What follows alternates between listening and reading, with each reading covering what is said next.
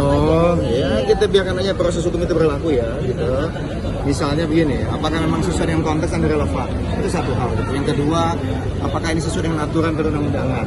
Jika memang iya, ya kita tentu biarkan aja proses hukum ini berlangsung. Karena kan belum ada pemanggilan kan?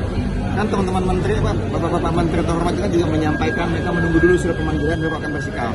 Tentunya kita menghormati proses hukum yang berlaku. Kalau kami sendiri dari 02 misalnya melihat bahwa ya sampai sejauh ini berjalan dengan objektif. Dan kami meyakini bahwa kedepannya bagaimana proses hukum di MK ini akan bisa berjalan objektif, adil, mengedepankan objektivitas dan hukum yang ada. Gitu.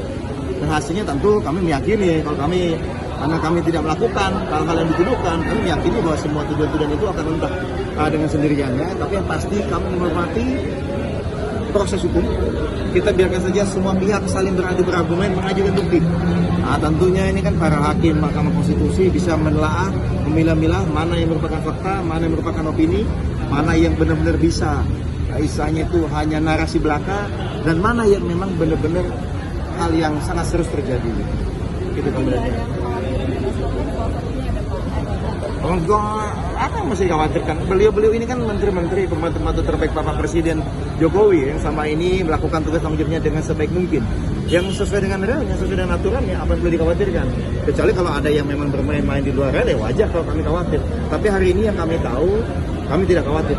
Dan mesti diingat, yang terkait dengan apa tuduhannya itu bansos ya kalau nggak salah ya. Loh Pak, saya bingung juga ini, mensos siapa? Maksudnya gitu. Contohnya kan begitu ya kan? Apalagi misalnya ada faktor hukum, Menhukamnya dari mana?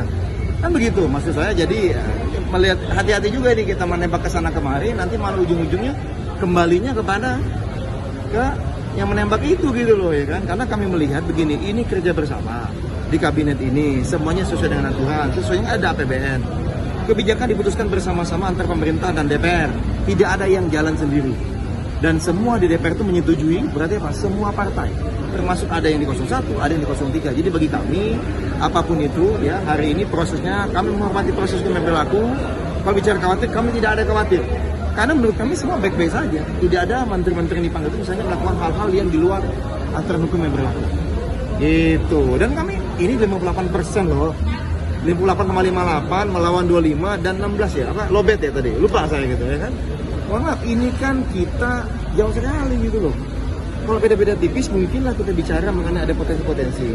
Hari ini kami juga mencermati, kami percaya betul nih, ada Bang Yusril kan, ada Bang Hinca Panjaitan, ada Hotman, ada Bang Oto, itu semua juga udah menyampaikan argumen-argumen yang menurut kami sangat solid ya, sangat solid dan terukur dan seharusnya bisa mementahkan semua narasi-narasi. Karena menurut kami hari ini, sebelah ini hanya lebih kepada narasi gitu loh, mana buktinya gitu. Kalau buktinya dari TikTok, ini bahaya juga nih. Apapun kita video rekaman hari ini, lalu besok kita bisa bawa ke polisi. Ini kan bukan ujaran kebencian yang buktinya dari TikTok, kan begitu. Ya kan, ini bukan pencemaran nama baik yang buktinya dari TikTok. Tapi hari ini adalah yang ingin dibuktikan adanya kecurangan secara masif. Masa buktinya dari media sosial? Kan begitu. Seharusnya menjadi bukti apa? D1, foto pada saat kejadian, video pada saat kejadian, daftar absen. Dibuka aja daftar absen, dibandingkan misalnya antara yang absen dengan yang hadir, dengan yang isi suara, berapa banyak nih kata suara dengan yang absen, kan begitu. Dokumen-dokumen yang valid ya sesuai dengan aturan undang-undang dan PKPU itu yang seharusnya menjadi bahan bukti. Itu bukan malah film, bukan malah postingan TikTok gitu. Ini kalau dari kami.